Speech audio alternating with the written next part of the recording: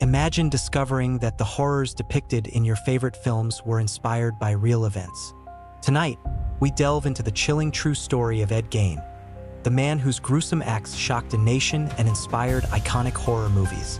Welcome back to the Cabin of Whispers, where the unknown is always just a whisper away. Tonight, we uncover the macabre tale of Ed Gein, infamously known as the Butcher of Plainfield. His heinous crimes have left an indelible mark on popular culture, influencing films like The Texas Chainsaw Massacre, Psycho, and The Silence of the Lambs. Join me as we journey into the twisted world of Ed Gein. Edward Theodore Gein was born on August 27, 1906, in La Crosse, Wisconsin. He was the second son of George and Augusta Gein. His father, George, was a carpenter and tanner, known for his struggle with alcoholism, which often left him unable to provide for the family. Augusta, on the other hand, was a fervently religious woman with a domineering personality. She preached to her sons about the immorality of the world, emphasizing the sinful nature of women and the dangers of carnal desire. Augusta's strict and oppressive beliefs created an environment of fear and isolation for Ed and his older brother Henry. In 1914, seeking to shield her family from the perceived evils of society, Augusta moved the family to a secluded 155-acre farm in Plainfield, Wisconsin. The isolation of the farm allowed her to control her sons' upbringing, limiting their exposure to outsiders and reinforcing her puritanical teachings. Ed and Henry were discouraged from making friends, and their social interactions were largely confined to the immediate family. Despite the oppressive atmosphere, Ed idolized his mother, viewing her as the epitome of virtue and moral authority. The Gein family experienced a series of tragedies that further isolated Ed. In 1940, George Gein died of heart failure, leaving the family without its patriarch. To make ends meet, Ed and Henry took on odd jobs around town, earning a reputation as reliable and hardworking individuals. Despite their outward appearances, tensions simmered beneath the surface. Henry, less influenced by Augusta's domineering ways, began to question her teachings and expressed concern over Ed's unhealthy attachment to their mother. In 1944, while burning marsh vegetation on their property, a fire got out of control. After the blaze was extinguished, Henry was found dead under mysterious circumstances. Although his death was officially ruled as asphyxiation due to smoke inhalation, some reports suggest that he had bruises on his head, leading to speculation about Ed's involvement. However, no charges were filed, and the incident was largely overlooked. Following Henry's death, Augusta suffered a debilitating stroke, rendering her almost entirely dependent on Ed. He devoted himself to her care, further deepening his isolation from the outside world.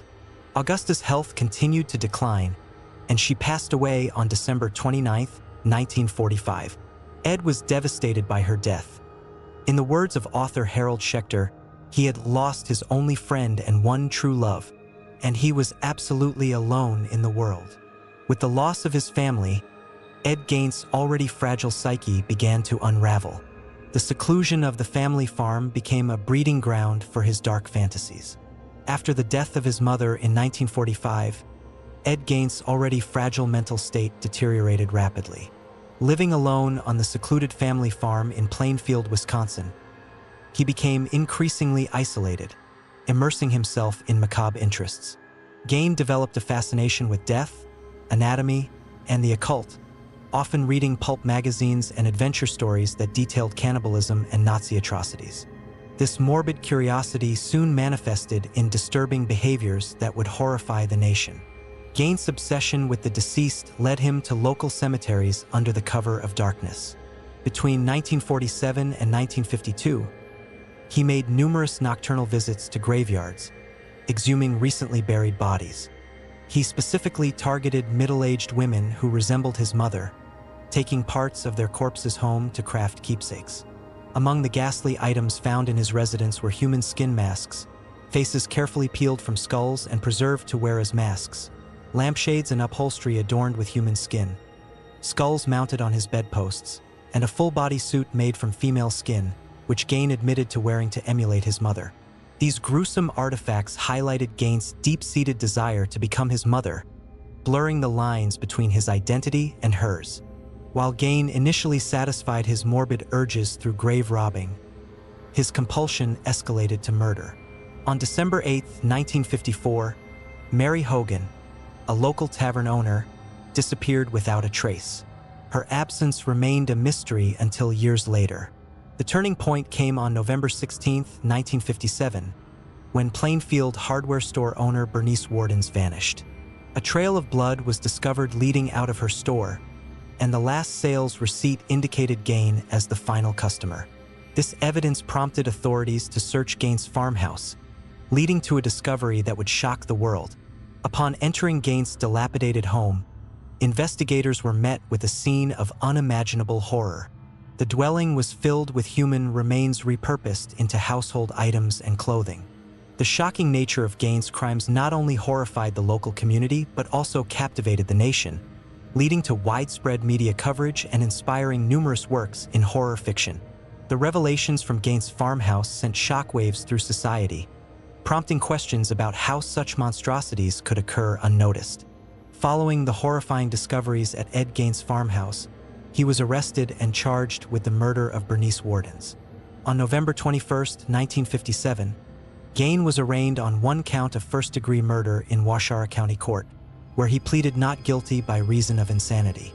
He was diagnosed with schizophrenia and found mentally incompetent, thus unfit for trial. Consequently, Gein was committed to the Central State Hospital for the Criminally Insane, a maximum security facility in Waupun, Wisconsin, and later transferred to the Mendota State Hospital in Madison. After a decade of treatment in 1968, doctors determined that Gein was mentally able to confer with counsel and participate in his defense. His trial commenced on November 7, 1968, and lasted 1 week.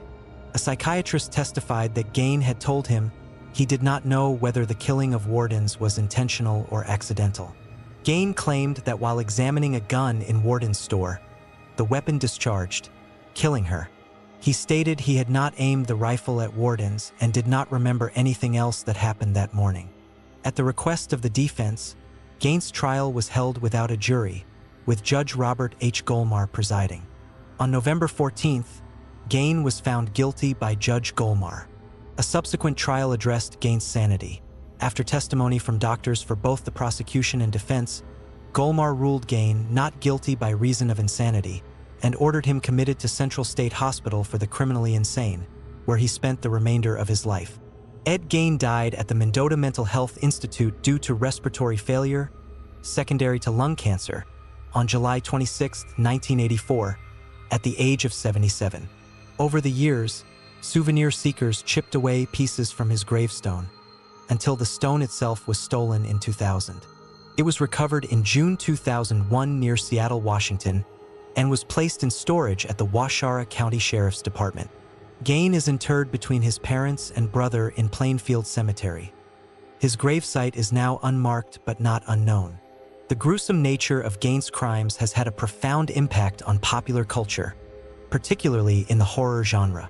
His macabre activities inspired several iconic fictional characters, including Norman Bates in Alfred Hitchcock's Psycho, Leatherface in the Texas Chainsaw Massacre, and Buffalo Bill in The Silence of the Lambs.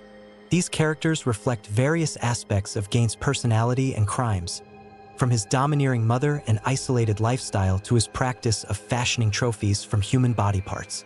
Gein's story continues to captivate and horrify audiences, serving as a grim reminder of the potential for darkness within the human psyche. His life and crimes have been the subject of numerous books, films, and documentaries, solidifying his place in the annals of American criminal history. The tale of Ed Gein serves as a grim reminder of the darkness that can reside within the human psyche. If this story left you with a lingering chill, be sure to hit the like button, subscribe, and turn on notifications so you never miss a Thriller Thursday story. And tell me, do you believe that such evil is born, or is it made? Let me know in the comments below. Thanks for watching Cabin of Whispers. See you next time.